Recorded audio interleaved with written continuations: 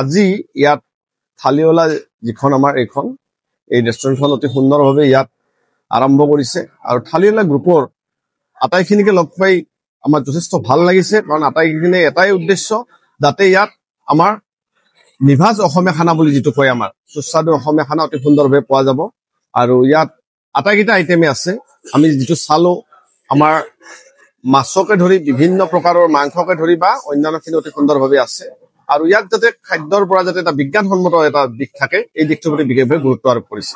নমস্কাৰ, পাঠশালা ৰাইজক জনাব পাই সুখী হৈছে যে আজি পাঠশালা থালিৱালা গ্ৰুপছৰ প্ৰথমখন ৰেষ্টুৰেণ্ট আমি পাঠশালাত অপেনিং কৰিলো। থালিৱালা গ্ৰুপছৰ বহুকেইজন মেম্বাৰ আছে, কিন্তু ইয়াত আজি আমি এজনহে উপস্থিত আছো। বহুকেইজন মেম্বাৰ আমাৰ দেশত আছে। এই থালিৱালা গ্ৰুপছটো আমাৰ দিনৰ চেষ্টা নহয়, বহুত 2-3 দিনমান প্ৰচেষ্টাৰ পৰা আজি থালিৱালা গ্ৰুপছ আমি আৰম্ভণি কৰিছো।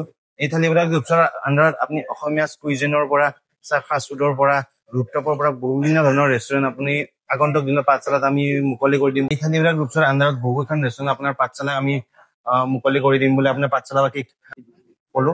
এই থালিৱালা গ্ৰুপছৰ আপোনালোকক অতি কম মূল্যত অসমীয়া খাদ্যৰ লগতে মাছ, বিভিন্ন ধৰণৰ মাছৰ জুতি, তাৰপিছত বিভিন্ন ধৰণৰ থলুৱা আমাৰ খাদ্য যেনেকে মিছা মাছ, মৌ মাছ, কুচিয়া মাছ, কৈ মাছ, গৰৈ মাছ, এই গোটেইবিলাক ধৰণৰ বিশেষকে মাছৰ তৈয়াৰী আৰু বিভিন্ন ধৰণৰ হাঁহ, পাৰ, মাংসৰ লগতে বিভিন্ন ধৰণৰ খাদ্যৰ জুতি পাব। ইয়াত আপুনি যেনেকৈ বিচাৰে তেনেকৈ মাছ পাব। মাছৰ টেঙাৰ সৈতে মাছৰ জোল, তিলৰ সৈতে মাছৰ জোল। এই থালিৱালা গ্ৰুপছৰ আপোনালোকক অতি কম মূল্যত অসমীয়া